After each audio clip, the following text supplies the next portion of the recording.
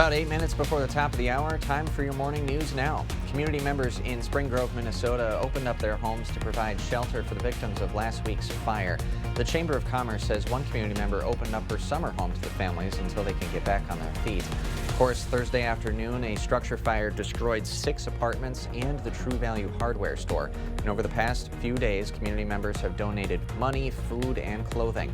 Red's IGA and Rushford Foods have donated over $2,000 in gift cards. The owner of Red's IGA says even the smallest donation makes a big difference right now. Customers come in and drop off like $160 to throw in a bucket for the people, so we were able to start a little donation bucket at the registers too. The Chamber says cash donations are the most helpful right now. Families can use the money for their immediate needs. The Chamber is still collecting donations and currently working on finding long-term housing for everyone affected by that devastating fire. Well, Mother Nature decided a little Wisconsin shop needed a blanket of ice. Take a look at this. The little building here houses Simply Scandinavian. It's a shop in Gills Rock right next to Lake Michigan. The high winds from last week's storm fueled some big waves, covering the shop in an estimated foot of ice. The store's owner has been driving by and checking in on the shop daily. She says she's never seen the shop covered in such a thick layer. So even though the Mother Nature has created some incredible artwork for us, it is a bit worrisome due to the weight that's on the building, but we're betting on the brave little shop doing just fine with its tough Nordic genes and pulling through for us. The store's owner is looking forward to this week's warmer temperatures, hoping some of that ice will thaw out and take some weight off that building. Well, the recent colder than normal weather has not stopped people from visiting La Crosse's Rotary Lights in Riverside Park. The downtown light display is free, but volunteers ask for donations for local food pantries. During the remaining nights as we approach the new year, donations will be going to the Salvation Army, Caledonia and Onalaska Food Baskets, and St. Elizabeth's Food Pantry in Holmen. Rotary President Pat Stevens says he's expecting the warmer weather this week to bring in one last boost of donations. We have our best nights in the park when there's a lot of people walking the park and enjoying it, rather than just circling it with vehicles and stuff. So, yeah, that sub-zero stuff hurts us a little bit, for sure. Of course, the display will be open until the new year, and everyone coming to see the lights is encouraged to bring some non-perishable food items or even make a monetary donation.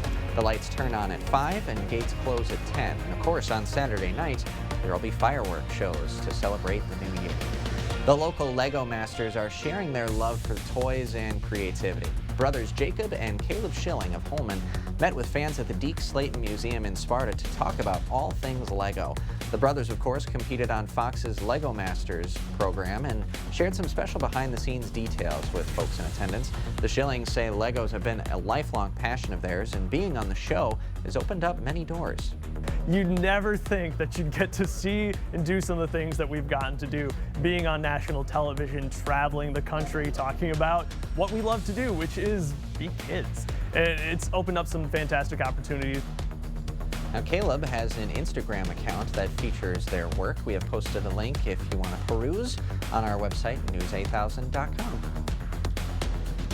And as you head out the door this morning, it's going to be pretty cloudy. Temperatures into the upper 20s to low 30s, warming up into the mid to upper 30s over the south. We're going along with that south wind helping us out there to help keep us relatively mild for this time of the year with those cloudy weather conditions overhead. And it does look like that we probably will continue to remain this way for over the next 8 days or so with those cloudy and mild conditions. There is a chance of rain in the forecast a little bit for tomorrow, but more so into early next week on Monday and Tuesday. And I'm not complaining about these mild temperatures.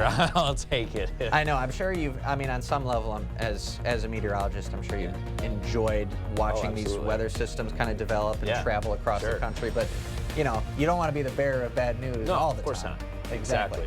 Take what we can get. For sure. So enjoy the warm-up if you're so inclined.